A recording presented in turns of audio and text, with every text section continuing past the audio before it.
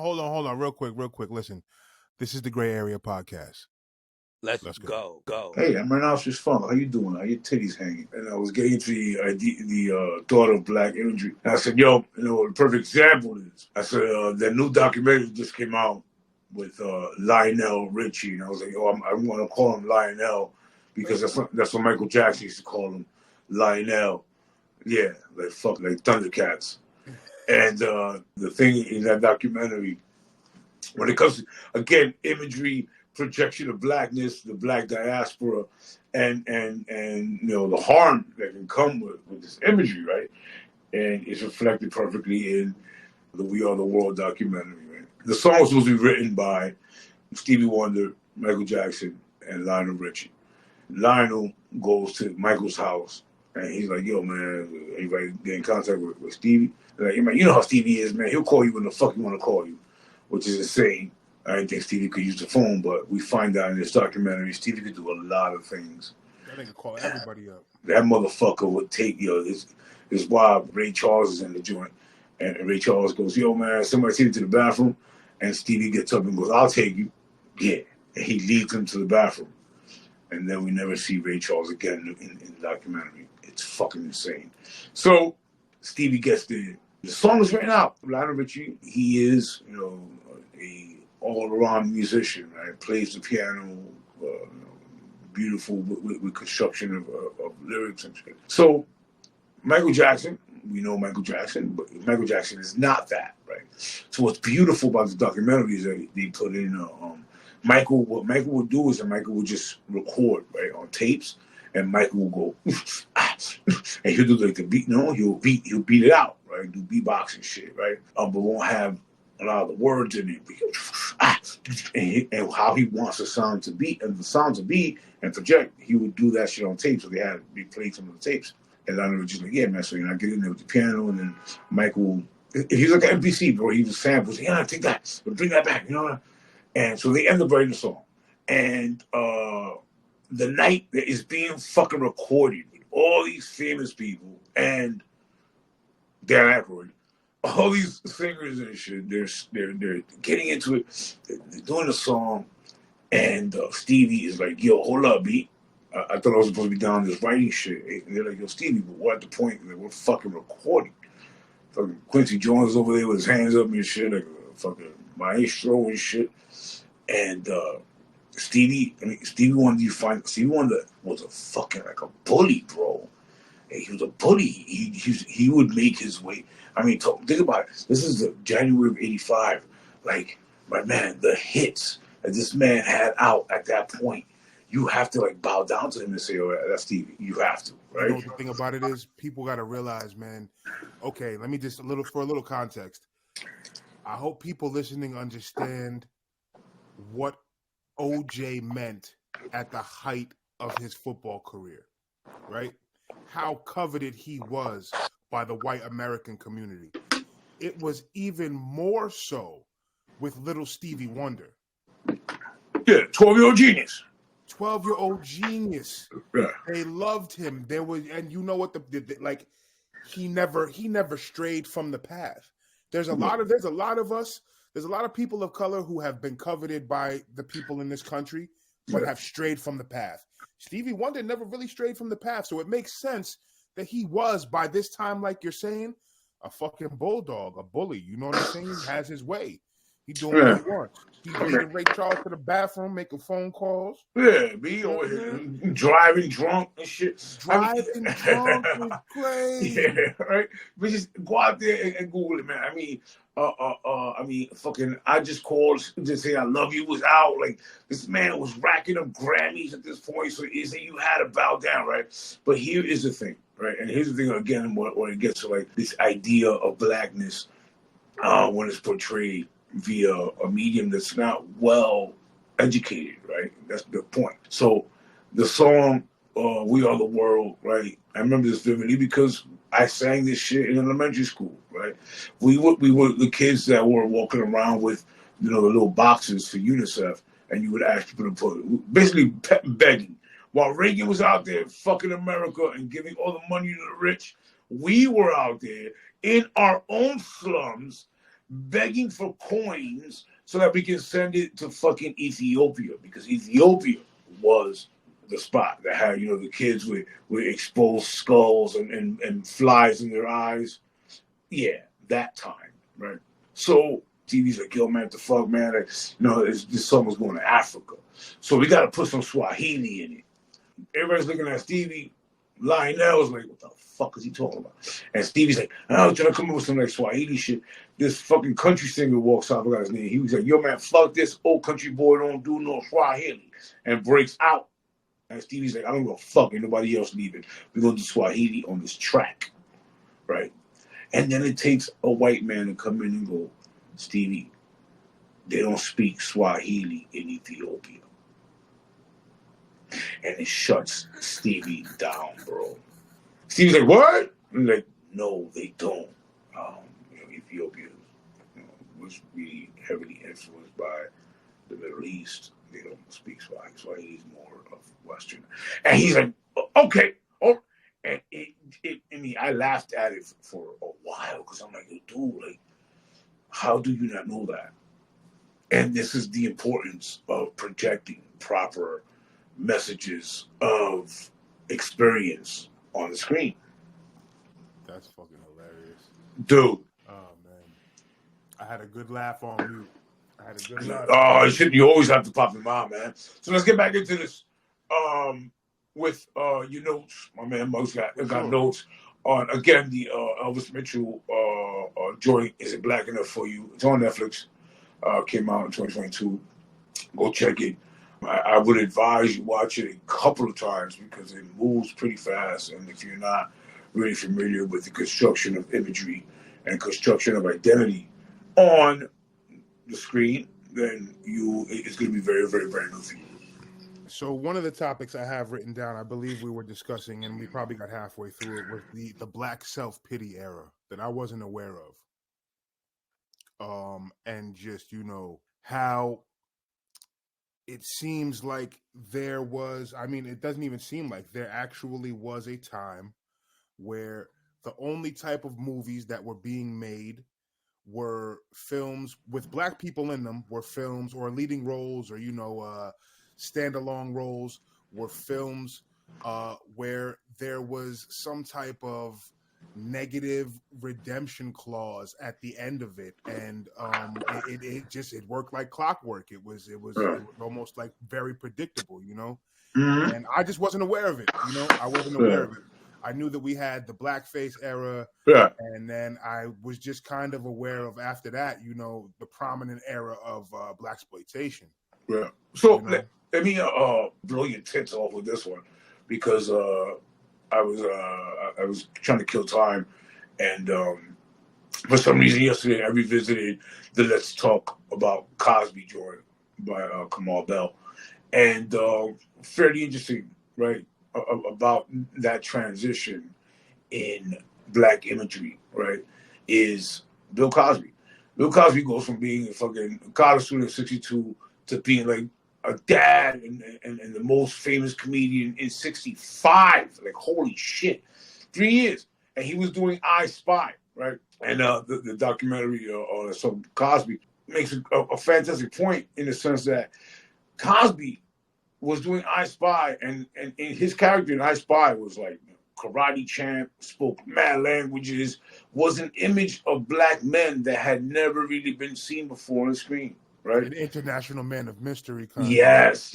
Right. And at the same time, something like Amos and Andy, where they didn't even know what a gun was, right? They thought a gun was a cigarette lighter. They did a whole fucking shit on, like, they thought it was a cigarette lighter, and the bullets were lipstick. Like, how dumb do you think a man is, right?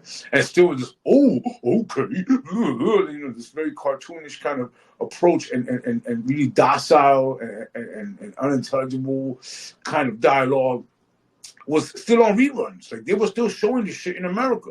Meanwhile, fucking here comes Bill Cosby, this clean cut man of mystery, again, travels and knows all these languages. So it was a period that really bled into the casting of Bill Cosby to do this this kind of this role. Right. But And what do you think that was? What do you think that was? You think that just Americans were getting tired of it, or was it one director who took a shot, who took a chance, who was oh no, daring, and he it's lifted? Americans are. I mean, Americans are never ready. People are never ready for anything, dude. Right. They're never ready for change. No, They're never ready for change. you're told what to believe. Right. I mean, you're told Right. what to. It Vice doesn't camera matter. distraction, baby. Yeah, I mean, if we started out, I mean, come on, man. If we started fucking popping out titties, you have some people, but we can just shut them down. It's easy to shut something down. It's not. It's not like. I mean, when's the last time you walked by a group of people who were really protesting was on TV, and even if that, who funded them to be there? If you don't independently go, oh, it's just no, man. It's a thing behind it, right? Always a thing behind it. Bill Cosby was very, very lucky that there were really like two, acceptable comedians at the time, which was Dick Gregory, who would approach race. That's the other thing to understand that, right? Is that at the time, there were two black comedians that were somewhat acceptable. Dick Gregory doing the Playboy clubs, but it was a cigarette smoking, using the word Negro all the time. And then you had a dude who, was in college, but then his jokes would be about Moses and God, and he was very physically comedic, right? No smoking. He was a non-threatening Negro. This is a real thing, guys. I'm not making this up. Non-threatening Negro. Look this up. And so it became easy to sell him, right? It became easy to sell him. Like this dude, easily packaged. Yes, I mean, especially because your man was doing a comedy album a year. He was walking away with like 6 years in a row with Grammys. Like, he was consistently fucking selling, right? You know what the base of his comedy was? In Nevada, he was whitewashed. Like, he was very approachable, right? He was pushing the boundaries for white people to watch black comedy, which was really not black comedy. So would you say that Sidney Poitier knocked down the door for Bill Cosby? No. Yes, that's a comedy, right? I'm talking about just strictly casting a strong black lead. No. That either, man, because it was I Spy, but then after that, it really wasn't Sidney Poitier roles. Like he couldn't take on that kind of acting. I would say. No, I'm not putting them in the caliber. Do you think that because of what he accomplished, it allowed Bill Cosby to go on and accomplish what he did? In the sense of the screen. Right. No, in the sense that he knocked the door down for Bill Cosby.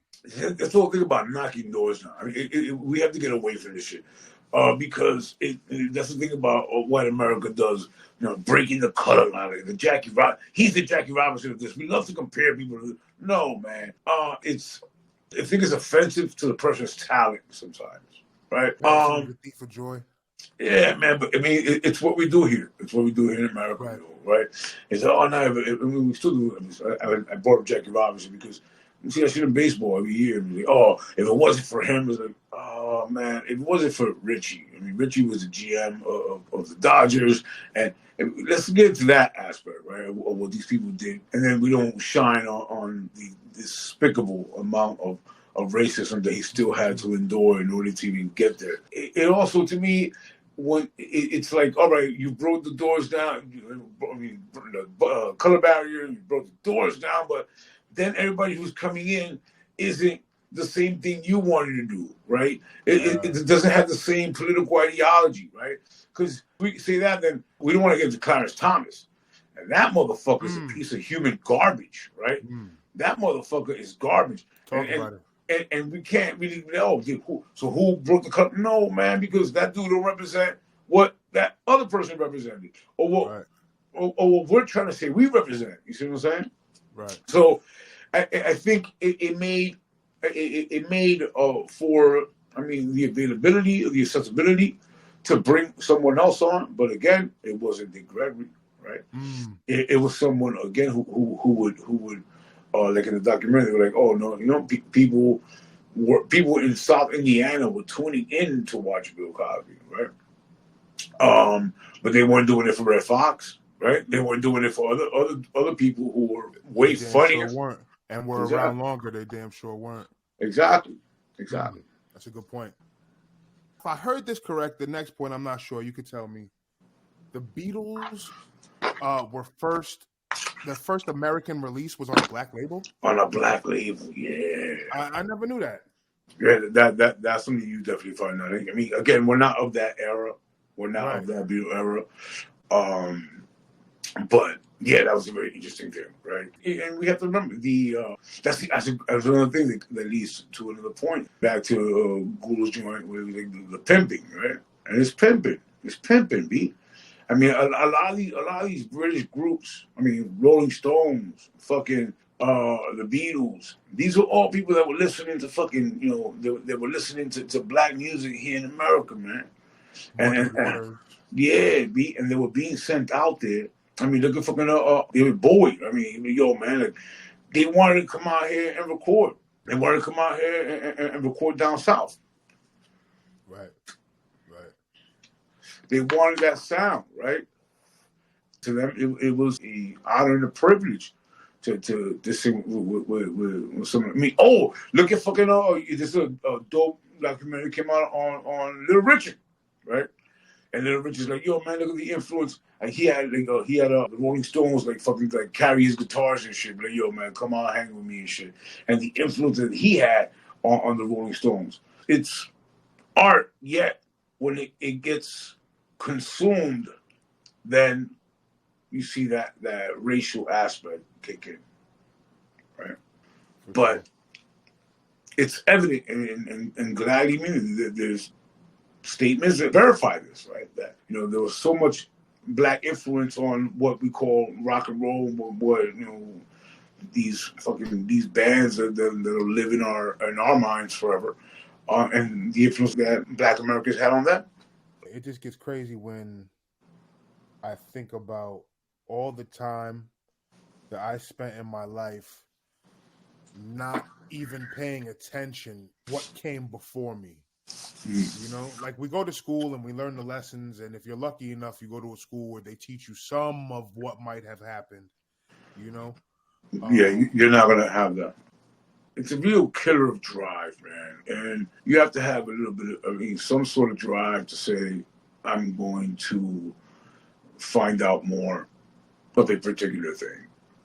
And when you do so, hopefully it piques your curiosity and you continue to dig into what you're observing, right? But again, man, with the barrage of shit you get on a daily basis in order to fulfill your selfishness and your lack of entertainment, I guess, it really takes that. It really does not provide you with that sort of curiosity, and that's pretty wild. I actually got something, man. Oh yeah. Like a comment and shit about, again, imagery. How imagery is formed when it comes to the visual medium, right? I'll open it up like this. Just give me one more second.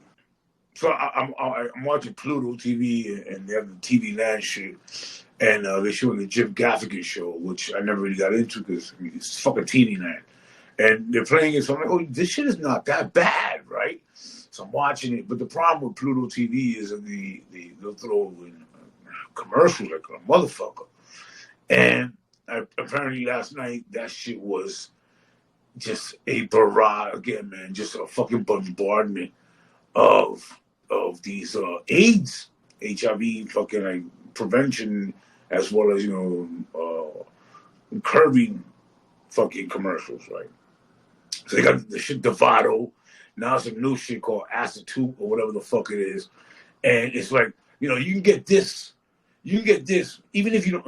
Well, you can only get this medication, which is an injection, if you don't have HIV yet, right?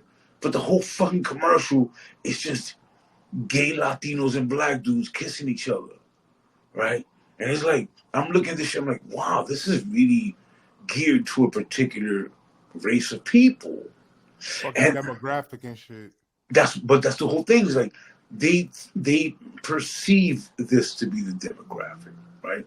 They create the demographic. Like fucking Dave Chappelle said, man. It's like, you ain't thought about that? That this is a disease out there that kills niggas and fags. You know, the two kind of people that are hated by the people who run shit. It's just like this continuous. Every time there's a commercial, hey, this HIV pills aren't on my mind. It's like, what the fuck is going on? But with this new one, what I'm in my head, the new one, which is a prevention one, it's the most dangerous one, right? Because it says, yo, why don't you come over here and get this shot? You you can't have HIV yet, but it's a prevention shot. And what that means is that you know and I know that you live a fucking scandalous lifestyle. So why don't you come over here and get this shot? Which is a disgusting projection for you to think that gay people just go out there and have this fucking willy-nilly behind two cars life that they don't have, right? It's really projecting, again, this irresponsibility of a particular people in society. And there's the commercial just keeps playing and playing, and dudes are kissing each other, and I'm like, am I watching more gay porn than I am Jim Gaffigan? It's fucking crazy. For me, all that falls under pandering. All that falls under pandering. You got, like you said, they think this is geared to a specific demographic and a specific region of the country, and running these ads over and over again is going to prove to direct sales for these fucking concoctions that they just make to give to people, and then you wonder why but we know horrible things happen. But we know they work, right? I don't know. For sure. I don't know if you remember this, but I do, because my mind is beautiful. But not like Steve Nash, not what the fuck is his name, John Nash. I recall, I think you briefly one time you mentioned the name Edward Bernays. Was that you? It was. I remember that motherfucker, right? Because it's what you're saying. It's not pandering. I want you to change that. It's not pandering. It's programming, right? Because Edward Bernays, if you don't know what Bernays is, boys and girls, was Sigmund Freud's nephew, and he, is attributed to one of the early 20th century social programming fucking expansion in America.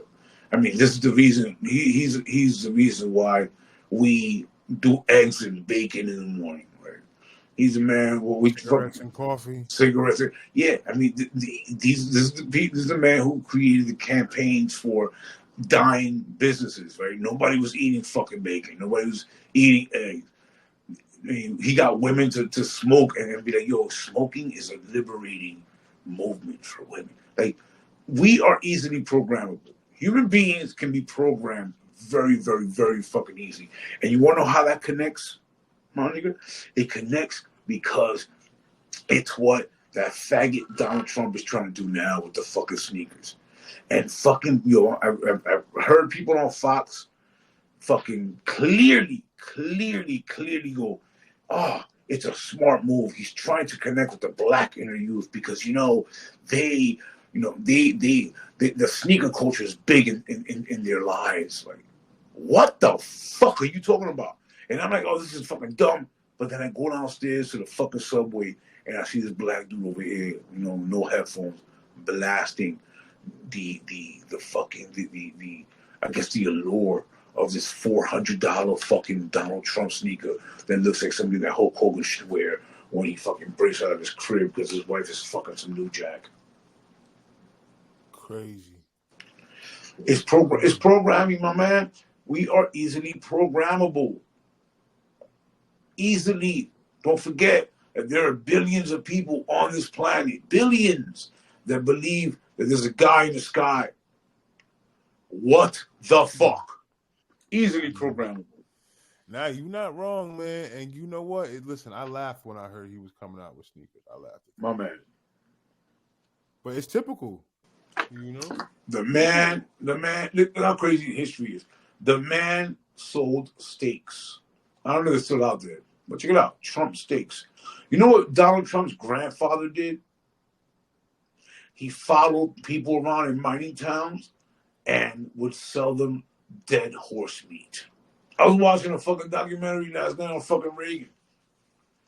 And the fact that this motherfucker has spewed basically almost every line that Reagan did, down from, individual state rights, which translates into fucking extreme racist translations, to, Make America Great Again, that was Reagan. His projection of Reagan, and Reagan is what, 40 years? So imagine, the average mind doesn't understand and go back more than that. I deal with fucking college students and they're like, oh, 9/11, what was that? 9/11, what the fuck? There's a massive disconnect between, there always has, but you know what the problem is with it? For us, for our generation, the disconnect was real because there wasn't too much to really reach back to if you didn't know. You know what I'm saying? You're not going to be 16. Some of you might have been 16. I wasn't 16 going back looking for VHSs or some old relic. No, I wasn't doing that. But this generation now, you guys have it at your fingertips. You could literally go on Wikipedia and read all about something. And you could go on YouTube, find some old video like Rhino was talking about before. You know what I'm saying? The We Are the World footage of Stevie Wonder blacking out on niggas, holding the whole session hostage. You know what I'm saying? But it's just because it's at your fingertips doesn't necessarily mean that there is, again, curiosity, like I was mentioning before. Oh, no, very true. There wasn't with me. There wasn't with me. You know what I'm saying? But all I'm saying is perhaps there wasn't with because the access was different. Listening and talking to you, there was because you had your mom, right? For sure. You had that. And again, the thing about the computer in your pocket is it allows you to be alone. It allows you to create solitude. It allows you to develop this level of self-importance that is really superficial. And you're non-existent. Yeah, man, you're insignificant, B. You're insignificant. Right. I tell people this shit all the time. I said this shit in the class today. I was like, yo, guys, remember, you are insignificant. You're no one. You're nothing. Comparison of fucking of existence. You're nothing, right? So at least try to appreciate what happened before you so that you can develop some sort of significant contribution moving forward, right? Mm-hmm. And again, if you're isolated, then you consume, right? To fill that gap of what you don't know. We need to fill our shit, man. We need to fill our shit. And it's done with, self-importance, which is ridiculous. So heading back to how this applies to, is it black enough for you? Is that idea of controlled content in identity, right? And I think his focus in the 1970s is extremely important, right? Again, he doesn't dive into the flooding of the market in the blaxploitation aspect of film, but dives into the 70s into these really important cultural critiques, right? That was my next point. In 1969, black film started to examine slavery. Yes. Continue. What's your question? Oh no, that was my next point. So that was just going to be my next talking point. That in 1969, I discovered throughout watching this movie that in 1969 it was the beginning of black films starting to really discuss slavery and basically touching on what can be considered close to actual conditions. And I feel like it was a turning point. It was a turning point. It's again, it's the experience of slavery. I don't know what I mentioned, but the experience of slavery is still very diverse, right?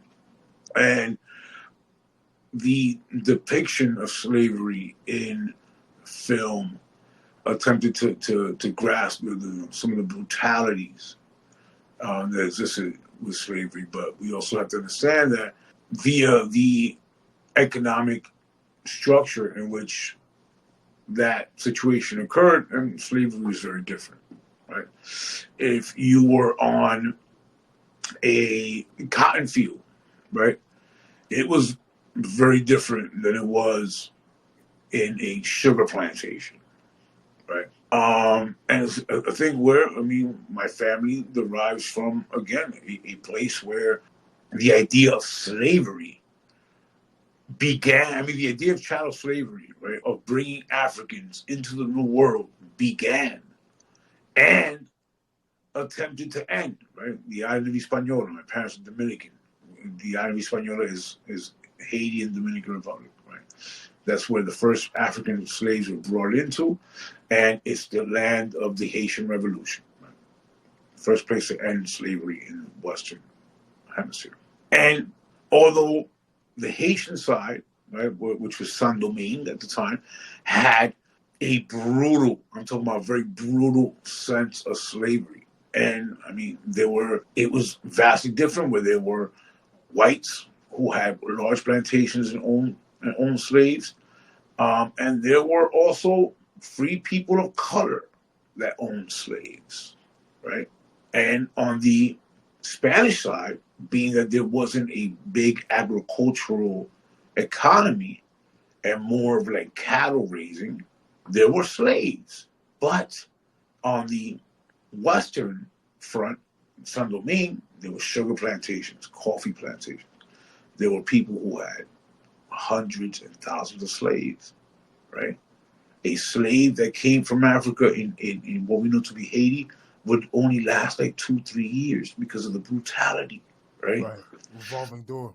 Revolving door. It was cheaper just to keep buying slaves because you worked a slave on a sugar plantation fucking 22 hours a day. Like, people would lose limbs. It was very brutal. Even the methods of fucking cutting off ears, like the violence in order to keep someone to keep working, right? It was a machine, keep working. Now, on the Spanish side, where plantations and sugar were not that prevalent, people were doing cattle. If you're a cattle rancher, you don't need 1,000 slaves. You're going to have a couple of slaves, but at the same time, you're moving cattle around. So your slave would be on a horse with you, and you could be like, yo, man, we'll get the fucking cattle. Y'all do it. But you didn't have to beat him to go do it, right? So right. that relationship. Especially, let me tell you something. If you had a slave on that side of the island, that slave knew exactly what was going on the other side of the island. Yes, that exactly. Yeah, that was clear. But my point is the depiction of slavery had to be, I think, when it comes to film, had to be kind of projected in a particular way to bring about that memory, right? Is it accurate? I mean, for the most part, right? But it's something that was not done with a lot of a lot of the projects that were coming out, because again, we got to understand the projects that were coming out were being funded by the studios. Right. I mean, that dials back to programming. Yeah. We're only seeing what they want us to see, and that's always going to be. I mean, and I made this point earlier, was the kind of monopolization of distribution, right? And distribution is very important, right? Not only do the studios go out there and make the movie, budgets, whatever it may be, own the actors at times, but now there is a distributor, right? Who's going to distribute the movie? Who is going to play in the movie houses, right? And what we see is that transition too. Who is now going to? I mean, who's going to be owning these movie houses? What does that middleman look like? Who is the edging of that middleman, right? In order to bring about that project, that that investment. So we start seeing the decline of particular black film that projects and experienced a black experience on the screen, and the bigger push of a black experience through the eyes of someone else, right? Right. So, like, I guess right here it would be a great point to be like, yo, like Norman Lear with the Jeffersons and Good Times, and you know what I'm saying? Like, these are not shows that are being done by black people and the black experience.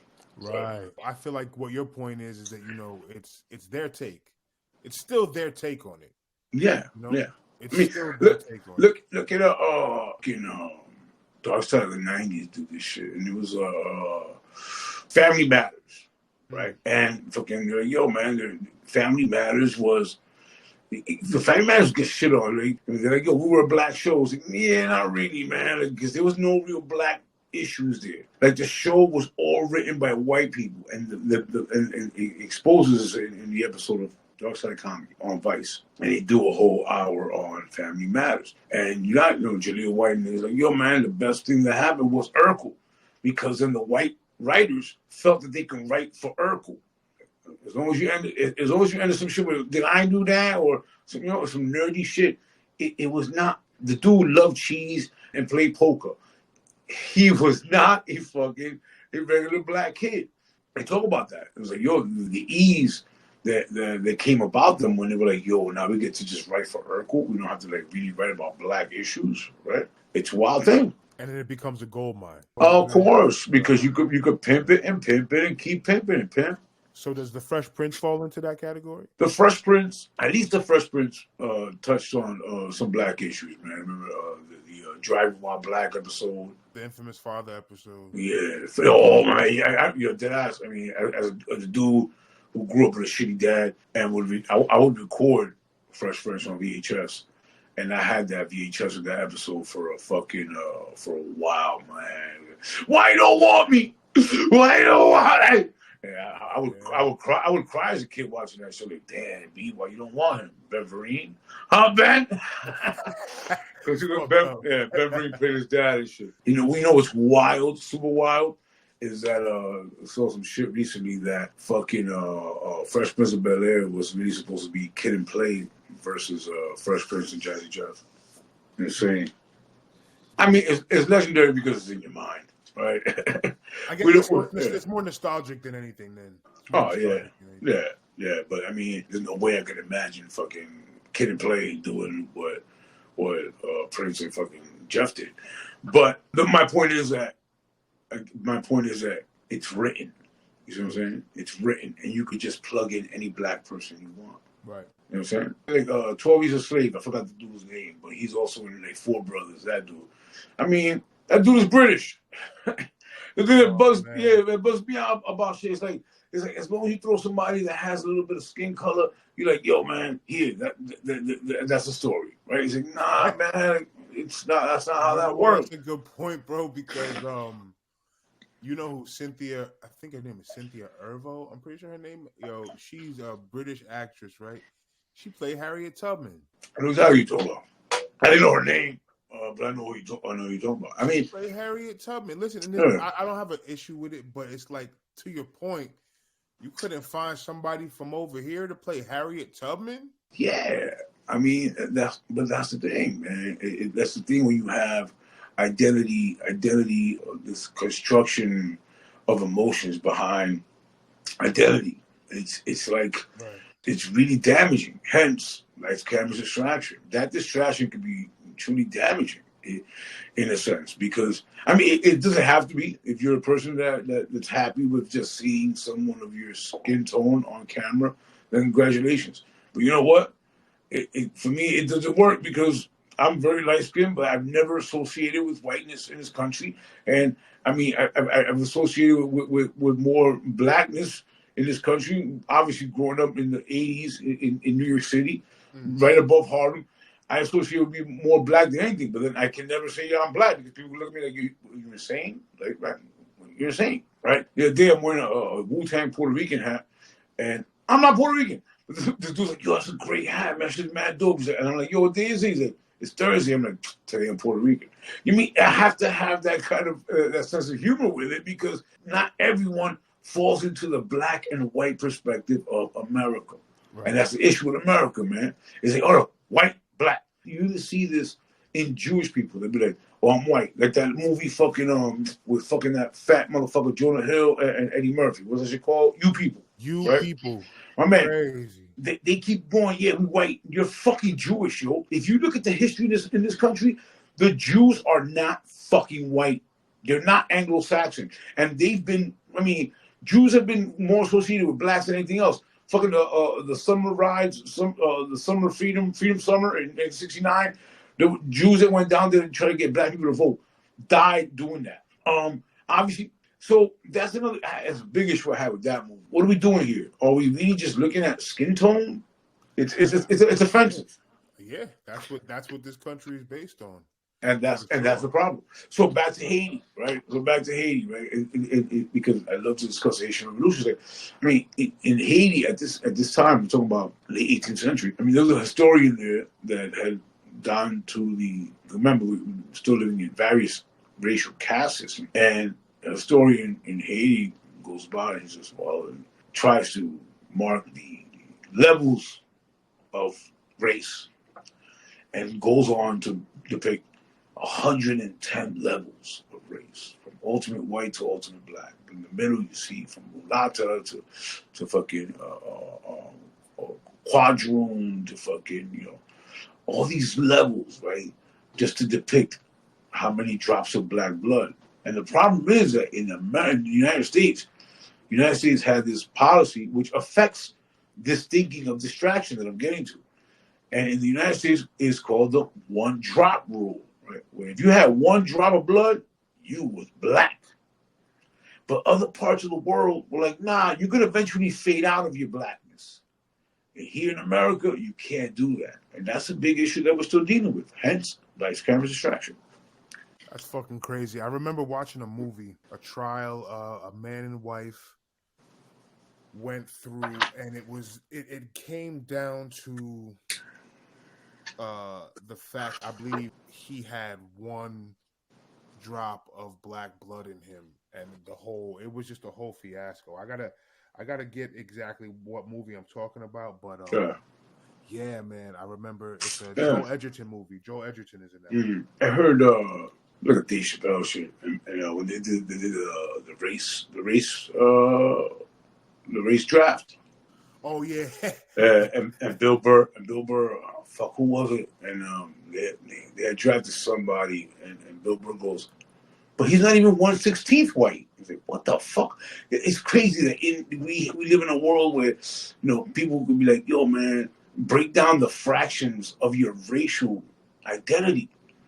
And when I hear shit like that, I'm like, I don't even know who the fuck my grandparents are, man. Like, what the fuck is wrong? That shit is crazy to do that, yo. Something that's not of your fault. It doesn't even measure your intellect. It's it's race, bro, for real. Like I remember, vividly, as a kid, like, oh, you mad light's gonna be Dominican. I'm like, word. I mean, is there a fucking guide? What is the guide, right? And it's idiotic, and it just shows our primitive nature, right? Our primitive nature. I mean, we're a people who love to say, "Don't judge a book by its cover." Yet, when you look at somebody, that's the first thing you fucking do. Welcome to America, baby. Welcome to America, motherfucker. Hope you got your socks on. It's cold out here, nigga. You know what? It was Steve McQueen and Rupert Cross. First of all, I knew who Steve McQueen was. I didn't know who Rupert Cross was. No. And I didn't realize that they had such a successful dynamic together. Again, I mean, it's something that this is why it's important to watch things, man. I mean, salute to people who make documentaries. Salute to people who continue to dig into history, because we're not here, ladies and gentlemen, boys and girls, to tell you that we know everything. That's the beautiful thing about this podcast. Like, yo, we didn't know this, and that's why we keep digging. You know what I'm saying? Like, I'm not a Steve McQueen person. I mean, no, I don't know Steve McQueen shit. I mean, I don't. Right, we know Bullet, and that's about it. And I don't really know that. Yeah, be like, that's not what I grew up with. My parents were not Western watching fucking Dominican immigrants. No, I mean, we watched. I sat there until I got my own TV and had to watch what my parents watched. You know what I'm saying? So it's again fairly interesting to know that. I don't know about Steve McQueen's. He doesn't suck dick. That's what I know. But it's again why it's so crucial and important and wonderful to live in a society where we can watch documentaries on things. It's wonderful to know that. What was your other point? Second point. So I didn't realize that there was an original just 1X rating, and then there was a 2X rating. Oh yeah. That led to the 3X rating. I had no idea. Yeah. Another thing I didn't know about. Yeah. Yeah. And it wasn't even because of nudity, right? It was like content, right? Right. So it was like, it didn't at first. It didn't have to do with just porn or whatever the case was. Yeah. It was also maybe this is too radical. Yes. You know what I'm saying? Yeah. It was like a precursor to NC-17 shit like that. Yeah. Again, I mean, and it's an indicator of how content is heavily scrutinized, right? And they were being given to black content, not to white content, right? I mean, it's again. Let's examine, late 70s films of black people. And you ever seen fucking fuck man, what's the fucking shit that The Rock did? With the stick, Walking Tall. You ever seen that shit? Yeah, Walking Tall, the remake. Yeah. With yep. What's his name? Sean William Scott. Yeah, but the original. No, I've never seen the original. No, I know of it though. So the original, there's a black man in it, right? But the racism in that shit is fucking bananas, right? And those things didn't get X-rated, right? Throw the word nigga out. I mean, let's go into the early 80s. That's where I wanted to go. Look at the early 80s, B. I mean, how many times was fucking Eddie Murphy called a fucking nigga, B? Right? Look at this. Look at fucking 48 Hours. That motherfucking Nick Nolte was fucking racist, bro. Like a motherfucker, yo. That's a fact. Look at fucking Trading Places. He's a Negro. Probably been stealing since he can crawl. I cringe at that line every time I fucking hear it, bro. Right? And they throw Eddie Murphy in the back of the cop car, and I think it's so fucking beautifully done that he looks into the camera like, yo, for real? Like, my man, but after that line, like, he's a Negro. He's probably been stealing since he can crawl. It's like, what the fuck, bro? Like, and I think me and you talked about this off air, fucking with Dan Aykroyd's fucking blackface. Nobody ever cancels that. Like, for real, bro. You went from Louis Winthorpe III to an improvisation. Now you fucking from Cameroon. Remember me? Remember me?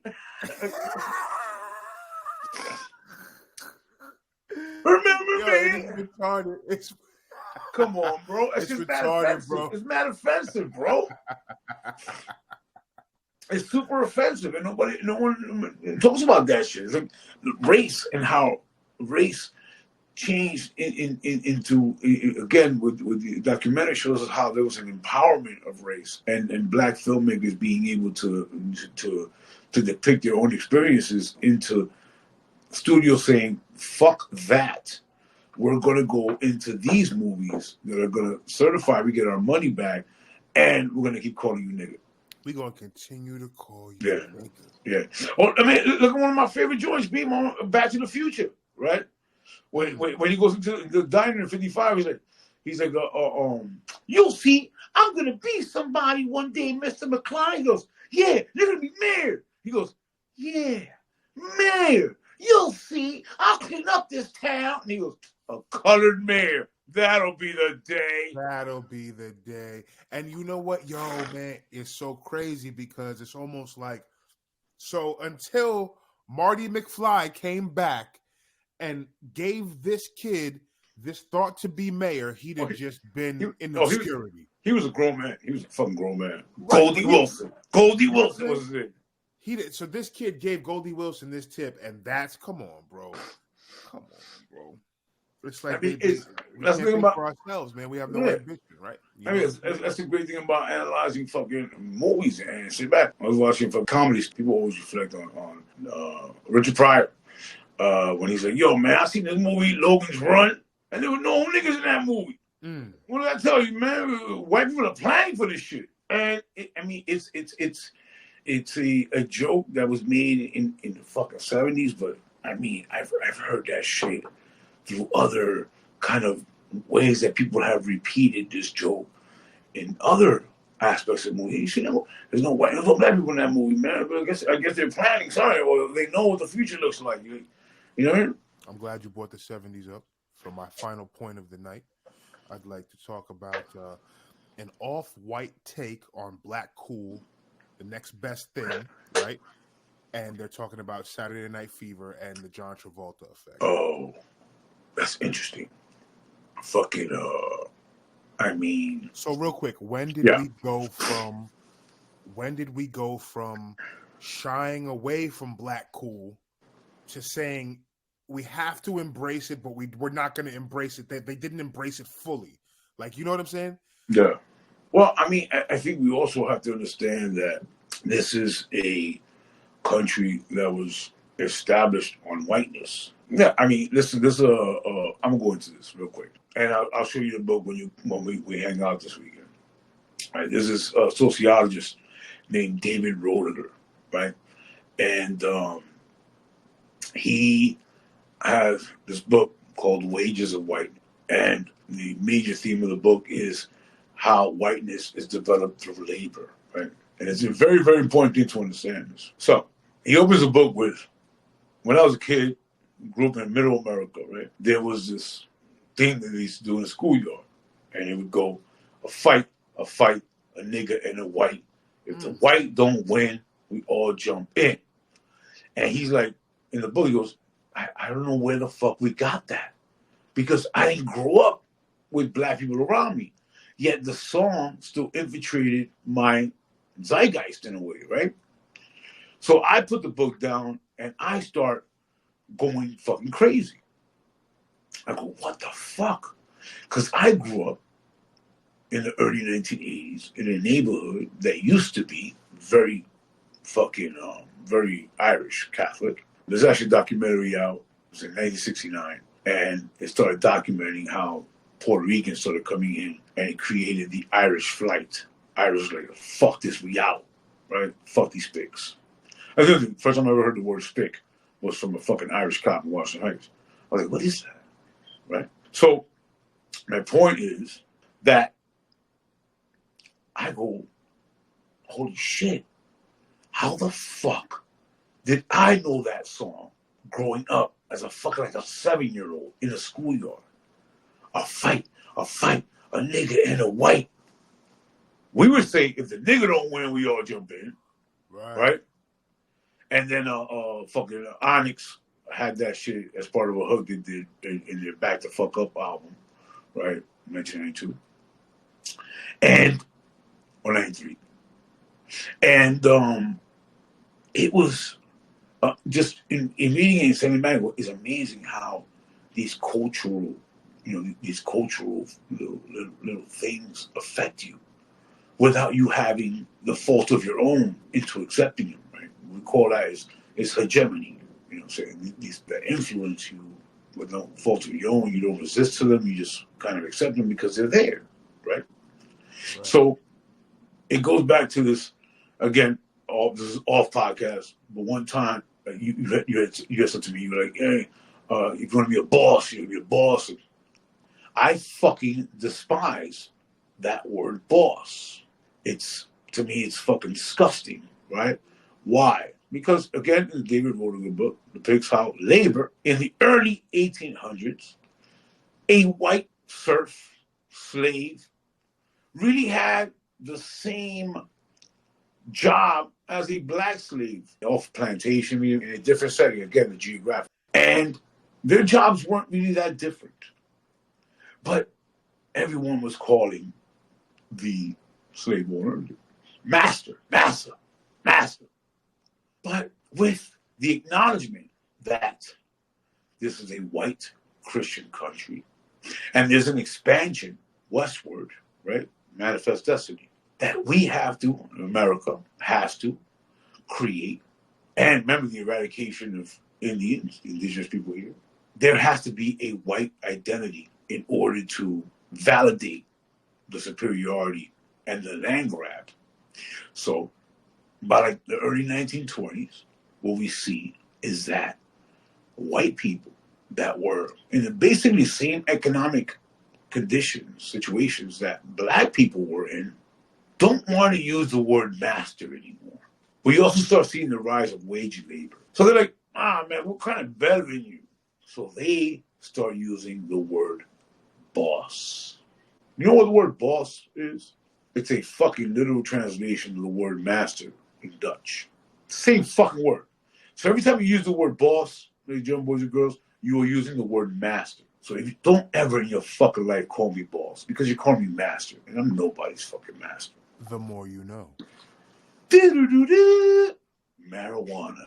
It makes you want to read. How does that look at now? I mean, we all, now everybody's a boss. I want to be a boss. Boss. Everybody throws a word around, yet has no understanding of where that word derives from, or even what the fuck the job entails. And it speaks to indoctrination. Yeah. You know, guilty as charged. You know what I'm saying? I'm for sure a victim of the system, bro. You know what I'm saying? I mean, that's why we say my life. That's why we say it's on your fault. It's on your fault. It's on your fault. I mean, you live. I mean, you enter a system where everything is already designed. Everything's already fucking designed. Like it's not easy to say, well, off the cuff, this is wrong. No, you have to understand historically why it is. You have to. And we could wrap it up with this is that period, right? That period of how Hollywood steps away. I'm glad I remembered this because I didn't want to end it on a crazy note. But how Hollywood steps away from the black imagery, right? And I think it does that throughout the late 70s. I mean, even in the 80s. But I think one of the films that one day we'll do here, obviously, on Lights, Cameras, Distraction. Hey, I'm Rhinoceros Funk. How you doing? How your titties hanging? Yesterday, my wife told me some shit. I'm like, yo, why don't you take that opinion and then shove it up your ass, pull it out, and brush your teeth with it? That's the kind of way I talk to people. We got Hollywood Hustle with Robert S. Townsend. With Robert Townsend. Oh, Robert Townsend. I thought you. Yeah. Yo, you know why? Yo, man, listen. First of all, hold on. For a little context, I had a couple shots of cognac, and I'm like 3 blunts deep. So I thought he said Hunter S. Thompson, and I'm like, he wasn't in Hollywood Shuffle though. No. Copy, my boy. Copy. But I still go full gonzo. Get it? So damn good. So the point, I think what Robert Townsend did was to flip, that perspective real quick, right? Mm-hmm. That gangster perspective, that black view, and the people they say, yo, man, this is what you want to do, then fuck you. I will work at the post office if that's what I have to do, right? If I gotta work at the post office, instead of like selling my soul to projections that my people are not, then I'll go do that. You don't see films like that, and I don't think you have since. Think about it, right? Then what you start seeing in the 90s is John Singleton is people's stuff. But it's the hood flicks, right? This rise of hood flicks. Right. Again, there's evidence of what these hood flicks and the damage that they have done throughout America. I would agree with that. My man, I've seen documentaries of people, of white kids in like Ohio, like Iowa, that want to be like fucking Crips and Bloods. You ever seen the movie White Boys with fucking Danny Hooch? I feel like I have it. Is it a parody? It's really not a parody. Again, he's in a cornfield, right? And he's like, he wants to be a gangster rapper. And then rappers, and they wind up, you know what? I have. They wind up in Chicago and shit, trying to buy coke. A crazy time, and by the time the night's over, it's like everybody who start. It's one of those stories where it's like if there's four guys in the car and they all have the personalities that were introduced as, by the end of the movie, everybody's personality is switched by what happened. You know what I'm saying? Yeah, it's like like Malibu's Most Wanted when they try to scare him white. It's who I am, right? That's another flick we gotta do. That's just fucking hilarious to me. But the Danny Hooch character in the movie White Boys goes into the mirror. He goes, yeah. You see this? This ain't a birthmark. This is actually my real skin tone. My whole body's a birthmark. It's like, dude, it's this idea of that just because you have a skin color, then you're cool, right? That's when we start seeing that in the 90s, right? Even in American History X, right? When the kids like, I'm just tired of them projecting that black is so cool, right? It's really this embodiment of this collective pooling, right? That just because you have black skin, now you're this, right? And I've never been a fan of it. Why? Because I'm from fucking New York City, and this is the fucking home of hip hop. And when you start, especially in the 90s, man, and I worked on radio, and it was, hip hop and R&B. It's like, these are two different things, B. Calm the fuck down. And now, I'm black, I'm hip hop. Like, no. And it became a new interpretation, a new fucking translation into what culture was. And to me, that became fucking very, very dangerous. I'm trying to analyze that. I mean, I would say the idea that the external idea that black is cool is something that's new. But the internal idea that black is cool is something that's always been here. You know what I'm saying? Black people have always felt that we are cool. Black people, listen. It's true that black people set trends. It's the bottom line.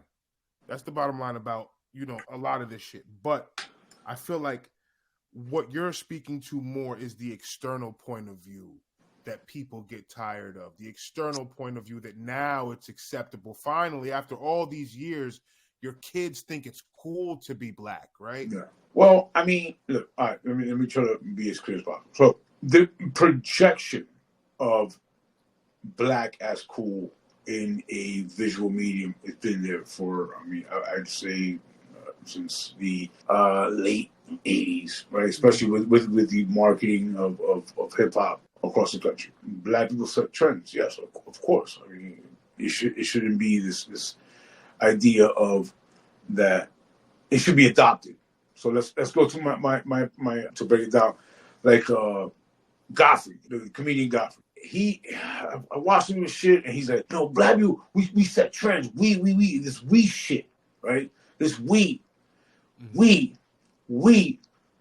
the fuck are you? Again, back to my point. You're significant. I mean, we can acknowledge the black people that set trends, but when you start associating yourself with it, like you are now. Right. That's a problem, right? It was why I have a big problem with it. Oh man, black excellence. Whoa. You ain't do shit. Little Richard did shit, right? Fucking, Jim Brown did shit. The Wayans did shit. I mean, you can't start just attaching yourself. I mean, if you go right now, you go and you do a song, you're like, this song was dope. Well, you weren't there with me. Don't be attaching yourself to my shit. Find your own shit. Right. So your issue with the nomenclatures that have become popular is they're often attached. People often attach themselves to these. Yes, man. I'm telling you that. I see women. Again, man, going up these feeds and shit, or on TV. I don't know, because black people have always. Whoa, time out. First of all, those being that fight, don't connect yourself with what other people have done, right? Let's. I know as human beings we do that shit, but it's not a logical point of introducing racial inequality. Right, and it hurts the potential for further equality. Right, Because now you're associating yourself with, like, who are you associating yourself with, right? Eddie Murphy, fucking W.B. Du Bois, Harry Tubman. Who are you associating yourself with? Clarence Thomas? Who? I mean, skin tone is not the definition of ideology. You see what I'm saying? It'd be very hurtful. I understand what you're saying. So your overall point is that, skin tone is irrelevant. Yes, it's like fucking. It's just George Carlin said. You over here proud about something you were just born into, right? That's why I hate parades, bro. Like you're proud to be Irish. You had nothing to do with it. But then when you start taking on the accolades of it all, it's like then you really don't acknowledge some of the fucking struggle these people went through, and that's a big thing. Right. You have to acknowledge the struggle that they went through in order for you to pick up on that struggle and continue on. But if you're just like, oh, black excellence, like, what? That's it? I'm good. I don't have a GED, but I know Martin Luther King was the thing. What? Like, do you understand the harm in that? There's potential harm in that. I understand. Okay. So I understand the possibility that it can become inflammatory, but I also understand the necessity for it when navigating the country that we live in. I mean, yo, this one thing why I love having Dominican background, because people now know who Dominicans are. Like, growing up, nobody knew who the fuck a Dominican was. Right. But if I sat here and be like, Pedro Martinez, and I just started naming fucking baseball players, and then identify with a sense of equality because of all these baseball players, then I am rejecting the current condition, right? I'm even rejecting my own personal growth in a sense. You see what I'm saying? No, and that's what I mean where there's potential harm, right? Because, dude, Dominicans have no loyalty. My dad, Montreal Expos. I'm like, Montreal, fuck it. What the fuck are you talking about, But because the Montreal Expos had all these Dominicans, because they had a training ground in the Dominican Republic, and they would get all these Dominicans. And my dad was like, "Oh look, Montreal, my man, you never even been past the Bronx. The fuck you talking about, Montreal Expos, right?" But there's this. Oh look, they have Dominicans, so that means. Or look at this mad dudes now with Boston. People still Big Poppy. I'm like, he stopped playing like 15 years ago. But there is this connection of race, which then makes you feel important when in reality you did nothing with your life. Right. That's what I'm saying. That's all I'm saying. Let me ask you this. No, I hear you. I hear you, and I understand what you're saying. If I'm not Stevie Wonder, if I'm not Michael Jordan, but I am not also a bum, when is it all right for me to attach myself to the diaspora? Well, I mean, you attach yourself to the diaspora by historically analyzing how the diaspora has developed. You don't attach yourself to visual medium. Right. Oh man, Michael Jordan is the last motherfucker you want. Michael Jordan, fucking one of the best things I've heard was when Charles Barkley was like, "Yo, man, Charles Barkley was gonna give this dude some money, this homeless man," and Michael Jordan goes, "Man, fuck that motherfucker. He want money, tell him to go work at McDonald's." Michael Jordan didn't give a fuck about the hood. We all know this for sure. But that's my point. When you attach yourself to a skin tone, you don't attach yourself to an ideology, right? So then what you are is superficial. Because anybody you could do that to. Again, let's bring back Clarence Thomas, right? If you're going to attach yourself to, and Clarence Thomas is way darker than Michael Jordan. And Clarence Thomas is way darker than Halle Berry. Or where does it fucking end, right? Where does it end? And what it does is it develops a person who doesn't have a secure understanding of racial development. So if you want to attach yourself to the diaspora, then read about the diaspora. Yeah, I feel like that's a great point. I mean, but that's what like Melvin Van Peebles was doing, right? Melvin was and Gordon Parks. They were trying to project an image of a stronger racial figure and utilizing the experiences, right? Versus just throwing someone up there because they had a dark skin. You remember Project Greenlight? That sounds familiar. Ben Affleck and what's his gay lover? Let's get Matt Damon. and Matt, exactly. That's what I say. And Matt Damon, right? They had that Project Greenlight shit on HBO, right? And one of the big things that came out of that shit years ago was there was a black actor on there. It was like, what? Well, this he brought up concerns, or she brought up concerns about being a black actor playing that role. And Matt Damon's like, it doesn't matter. It doesn't matter if you're black playing the role. And she's like, yeah, it does. It completely does. Right. So that's the issue. Oh, even in the movie, fucking Shawshank Redemption, right? Where fucking Morgan Freeman is flipping out over this fucking this chick, right? And they mentioned it. This role was not written for a black man. Written for an Irishman. Yeah, exactly. Right? That's why they call him Red. So it's like where to stop, but like how deep are we digging into finding truth? That's the whole thing, right? Try to find some sense of truth. Because if we continue this route, then there's going to be no identity. Right. There'll be nothing left. There'll be nothing left. It's a sad world, man. It is, but it gives us podcast material. It sure does. It sure does, man. If it was a great world, we would not have a podcast. About this, if it was a great world, we probably wouldn't have great movies. Probably if it was a great world, if everything was smooth, would there be the need for entertainment that reminds us of the dramas of life? Yes, because I mean, this is a genre that was developed on fantasy. This was not a genre, a business that was developed on reality. Right. Come on, right. Again, man, it served as an Americanization project, right? So I mean, look at the shit that comes out now. It's fucking fantasy, God. It's storytelling. That's what we do best as Homo sapiens. We tell fucking stories. We create myths. We create myths out the ether. Wow. Yeah, man. This is what my ultimate goal was, right? Is to get people who are listening to this, yourself, to start viewing movies in that manner, right? That there is something that people are projecting in their art. Right, the same way you might go to a gallery and look at a painting and say, "Oh, I see this, I see that," and someone else goes, "Oh, well, I'll see that." Or, well, what do you? And his brush strokes, and you can get into that conversation. And why is that important? Because it expands your mind, right? It expands your mind, but then it also gives you a depth into what this creation was.